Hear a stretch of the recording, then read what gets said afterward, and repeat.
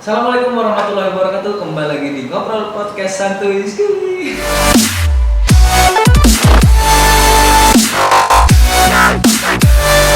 Setelah sekian lama, sekian purnama saya tidak melakukan podcast, dan sekarang saya kembali melakukan podcast dengan salah satu instansi dan bertemu unsur pimpinannya langsung. Dan bersama saya sudah ada Ibu Dian Nur Pratiwi, SHMLI, benar? SMHLI. Oh, ML. Oh, kok MLI? Apa kabar? Alhamdulillah baik Mas. Oke. Mas Rudi apa kabar? Sehat alhamdulillah. Baru ini loh saya ditanyain kabar. Masa? Iya. Ini pasti kita akan ngomongin seputar hukum, seputar pulang pisau. Nah, Ibu sebagai ketua pengadilan negeri pulang pisau, saya mau nanya Ibu, apa aja sih tugas dari pengadilan negeri? Jadi sebelumnya mungkin saya sampaikan dulu ya Mas ya. Jadi pengadilan negeri Pulang Pisau ini kan baru kurang lebih 3 tahun. Jadi pengadilan negeri Pulang Pisau ini pecahan dari pengadilan negeri Kapuas yang dibentuk itu berdasarkan keputusan Presiden tahun 2016. Kalau nomornya saya sudah lupa. Tahun 2016 dibentuklah pengadilan negeri Pulang Pisau. Jadi di Kalimantan Tengah ini ada 3 pengadilan negeri baru. Salah satunya adalah pengadilan negeri Pulang Pisau.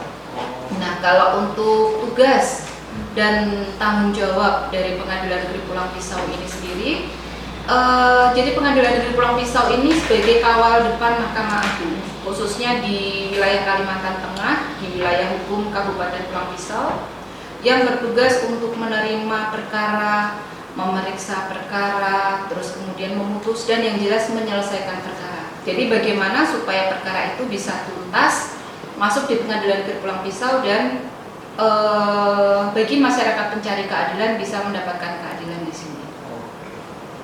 Nggak mau kan, tapi kalau sampai di sidang perkara pidana jangan sampai ya. Ya, jangan sampai. Mudah-mudahan tidak sampai. Iya. Oke, dan ini Bu, Ibu kan juga udah cukup lama di dunia hukum gitu. Dunia hukum. Pernah nggak sih Bu, Ibu menangani kasus yang itu atau gimana? Yang unik di Pulang Pisau ini. Pulang Pisau apa? Kalau di Pulang Pisau, alhamdulillah sejauh ini saya belum pernah mengalami atau menangani perkara yang unik ya. Cuman perkara-perkara yang di sini biasalah masih seputar pencurian, terus narkoba, terus yang lumayan banyak itu yang narkoba sama tindak pidana kekerasan seksual. Tapi kalau yang unik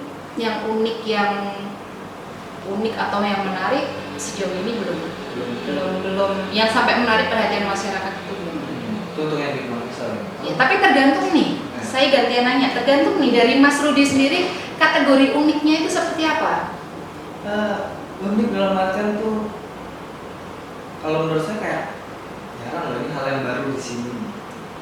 Tapi konteksnya yang agak lebih besar mungkin atau beda dari yang lain. Gitu. Kalau sejauh ini sih belum ada, saya belum pernah nangani. Masih sama. Iya. Jangan-jangan orangnya sama itu juga ya. Enggak. Lagi di sini enggak ya? Pernah nggak sih Pulang Pisau itu ada orang yang terjerat kasus UU ITE?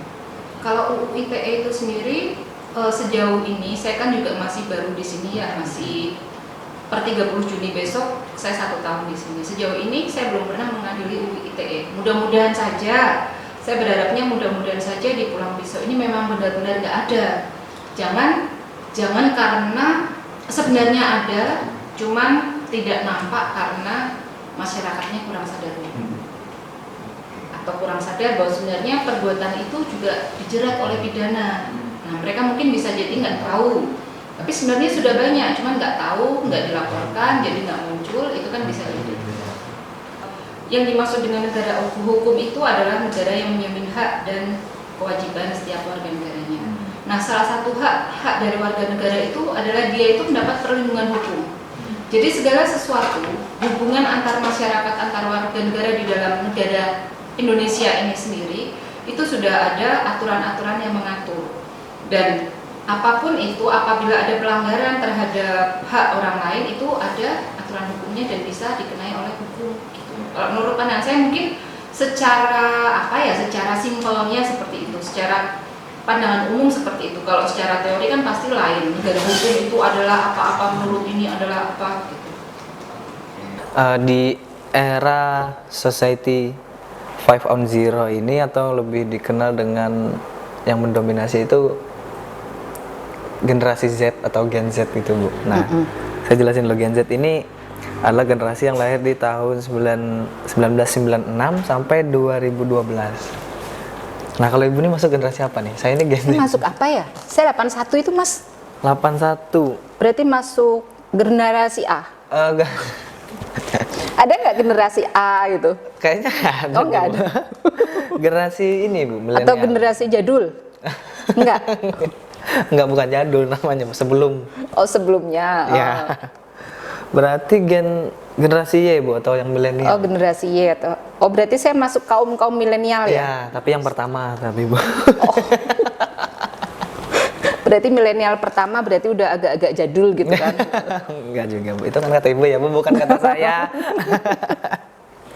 Nah, jadi di era sekarang ini Bu, teknologi informasi itu kan udah bukannya terbuka, bukan semakin terbuka lagi, bahkan udah bebas nih Bu. Tapi kan di samping yang bebas itu kan ada yang namanya Undang-Undang UU ITE itu Bu. Berarti gimana sih sekarang bentuk kebebasannya menurut Ibu itu bebas dalam berteknologi? Sebenarnya simpel sih Mas, bebas itu apapun itu, baik itu dalam berteknologi ataupun bergaul atau apa, menurut saya bebas terbatas ya. Dalam artian bebas terbatas itu kita juga tetap harus dipagari oleh hal-hal tertentu biar kita nggak bebas-bebas yang kebablasan. Karena bagaimanapun juga kita orang Indonesia yang masih harus memegang adat-adat ketimuran. Dan yang jelas kita harus juga menghormati hak-hak dari orang lain. Selain kita juga melakukan kewajiban kita, yang pasti itu kita harus menghormati hak orang lain. Gitu sih menurut saya. Sama halnya kayak misalnya tuh kita nih bebasnya tuh bukan karena tidak ada halangan kan. Jadi bebasnya itu karena kita tahu ada batasannya. Oh, ini di sini batasannya. Iya, ada batasannya. Nah, Nah, itulah di situ hukum itu mengatur. Iya. Bukan bebas yang apa semaunya. Ya? Iya, semaunya. Maksudnya bebas masih ada batasnya. Oke, mengenai UU ITE nih Bu. Di Pulang Pisau kan masih belum ada ya. Ya semoga tidak ada sih, ya. Kebayang nggak sih kalau misalnya pengadilan negeri penuh gitu, berarti banyak orang yang terjerat pidana. Janganlah Mas, jangan, biar tetap adem ayem seperti ini ya. Iya ya, beberapa ya mungkin. Kan tidak mungkin kita baik-baik saja terus gitu Bu. Nah, masih sebentar UU ITE nih Bu. Gimana caranya, gini deh, saya mau minta tips dan saran dari Ibu, cara untuk menghindari pelanggaran UU ITE ini gimana versi Ibu? Iya, jadi kalau UU ITE itu sebenarnya kan ada beberapa cakupan di dalamnya ya. Salah satunya ada seksual, terus ada seksual atau pornografi itulah. Terus ada apa? Ujaran kebencian. Terus ada pencemaran nama baik itu. Jadi di dalam UU ITE itu seperti itu diatur. Jadi ya menurut saya cara kita menghindari supaya kita tidak terjerat UU ITE sebenarnya simpel. Pertama mungkin dengan jangan kita menyebar atau memberikan informasi tentang seksualitas, tentang konten seksual di medsos atau di apapun itu. Di Facebook, itu karena karena itu ada ancaman pidananya. Kalau nggak salah itu 6 tahun minimal apa maksimal ya, 6 tahun dan ada pidana dendanya. Itu untuk UU ITE itu sendiri. Nah, mungkin kan di Pulang Pisau nggak ada. Sebagai contohnya kadang ada yang zaman sekarang kan orang pacaran udah kebablasan, ya. Orang pacaran kebablasan dan kadang mereka juga ada video-video, entah itu video apa gitu. Ketika putus sama pacarnya diupload lah itu. Nah, itu pacarnya bisa kena UU ITE. Pacarnya yang menyebarkan? Iya, pacarnya yang menyebarkan. Bahkan yang menyebarkan pun itu bisa kena UU ITE. Seperti itu. Jadi mungkin untuk kedepannya supaya saya imbau untuk generasi muda, entah itu ataupun seluruh masyarakat Pulang Pisau atau siapa saja yang melihat konten ini, yaitu supaya lebih hati-hati, jangan istilahnya jangan mengupload, jangan menyebarkan atau jangan membuat konten-konten seksual seperti itu. Itu dia tadi tipsnya. Harap diingat. Bermuatan apa? Seksual atau kesusilaan lah itu. Itu kan yang lebih rentan gitu kan. Bu. Terus yang kedua, kadang tidak kita sadari media sosial itu kadang digunakan sebagai sarana curhat, ya kan? Iya, betul. Sarana curhat. Nah, curhat itu tanpa disadari kadang sering di dalamnya mengandung ujaran kebencian. Ujaran kebencian, istilahnya, yuk jangan nganu suku ini, atau yang agama ini, atau apa. Nah, itu bisa dijerat dengan UU ITE. Itu. Terus selanjutnya, selain ujaran kebencian, ada juga tentang pencemaran nama baik. Jadi kan kadang biasanya banyak tuh di Facebook itu pada posting, tolong si A, amankan si A, dia sudah mencuri sepeda milik saya, bla bla bla bla bla bla, seperti itu. Nah, itu bisa dilaporkan sebagai pencemaran nama baik dalam hal di UU ITE. Karena apa? Kalau memang dia merasa si A ini sudah mencuri, sudah mengambil sepedanya, itu kan bisa ada aksesnya langsung, bisa lapor ke polisi, bukan dengan mengupload seperti itu. Terlepas itu benar atau salah, ketika si A ini dia merasakan dirugikan atau dilanggar haknya atau dipermalukan, dia bisa melaporkan polisi terkait dengan undang-undang ITE itu. Itu terus, nah ini yang marak, perjudian. Jubol, judi online, itu sering. Jangan-jangan kok ngangguk-ngangguknya sambil gini, enggak kan Mas? Iya, ini cara menghindari UU ITE ya.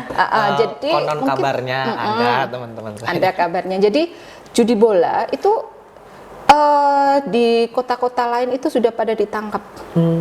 Jadi yang biasanya pada di warnet gitu, pada ditangkap. Terus ya udah itu nanti dijerat oleh undang-undang ITE. Yang diuntukkan dengan KUHP perjudian, seperti itu.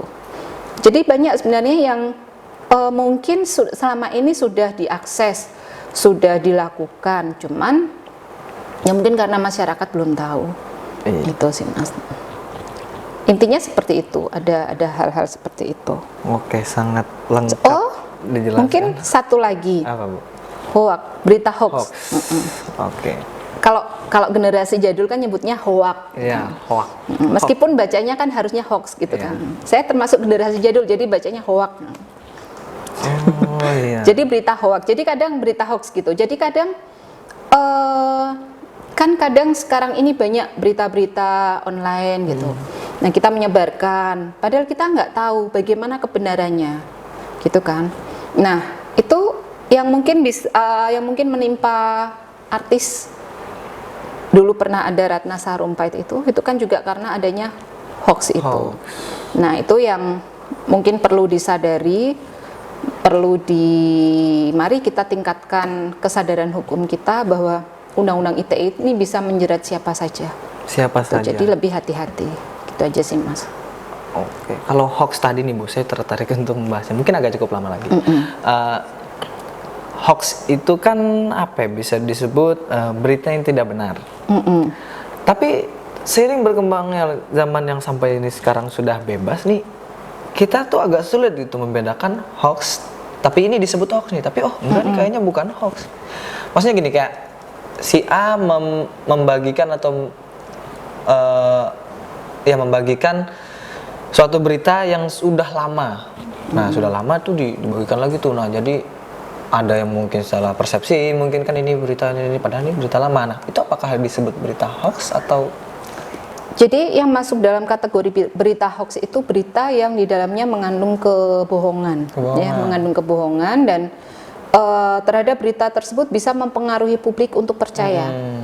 Itu terus dan itu menimbulkan kerugian, tentunya menimbulkan kerugian bagi subjek yang diberitakan tersebut. Itu masuk dalam kategori hoax. Oke, mengandung unsur kebohongan nih, Bu. Ini beritanya itu menyesatkan sih kalau menurut saya. Ya, gini Bu. Ini mungkin agak sedikit sensitif. Terserah Ibu mau jawab atau enggak. Konon kabarnya ada berita yang memberitakan di Pulang Pisau ada penculikan anak. Mungkin ibu sudah mendengar atau enggak? Nah, penculikan anak. Oh, beredar nih heboh satu Pulang Pisau. Sampai Kapolres bikin himbauan dan segala macam bikin himbauan pokoknya. Ternyata disampaikan berita ini berita hoax. Berita hoax redaksinya. Ini berita hoax. Tapi setelah kita telaah lagi, saya telaah sendiri. Ternyata sumber dari permasalahan tersebut si anak yang katanya menjadi korban ini ternyata mimpi. Jadi itu adalah mimpi yang diceritakan ke ayahnya.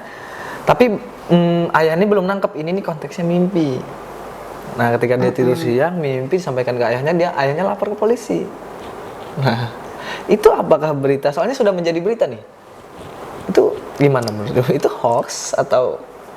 Jadi kalau hoax itu kalau menurut saya ya Mas ya, kalau menurut saya itu dia beritanya itu yang sifatnya menyentuh orang lain. Maksudnya istilahnya si A sudah melakukan perbuatan ini. Jadi memang jelas siapa yang dituju. Jadi beritanya itu ada berita kebohongan terhadap seseorang, jelas siapa yang dituju dan beritanya itu menyesatkan.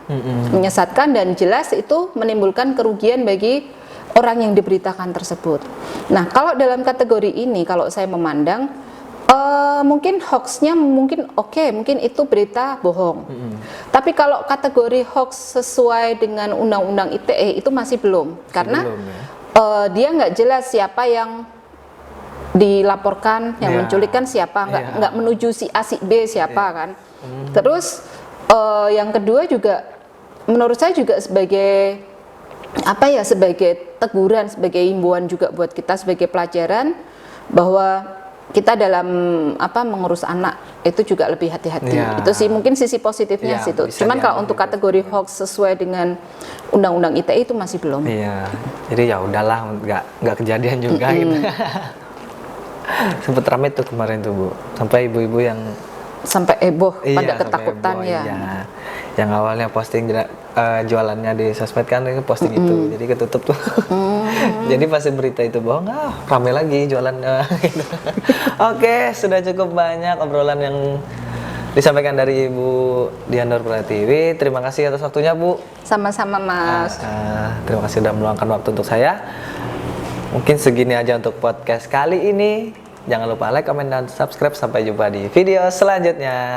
Dadah.